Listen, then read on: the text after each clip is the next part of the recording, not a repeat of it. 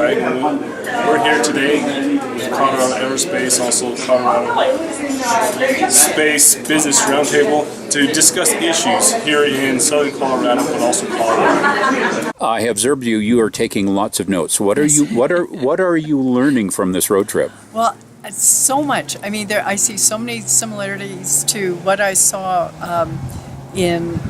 when I was in Indiana at Director of E-Commerce for the state. Some of the similar issues, especially as you get into more rural areas, where you have the need for a more robust infrastructure in terms of broadband services, just availability to the kind of education that can be possible in less densely populated areas. But by virtue of having broadband connectivity, for example, people can actually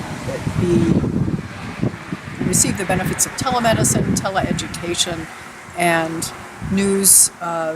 Some of the engineering, learning a lot about the engineering here, and that there is so much. I believe there's a lot of innovation at the edges that we don't often see, because people think, well, you have to be in a big city to make it happen, and yet there's this community will and energy that I believe will make good innovation happen and make a presence here in the state.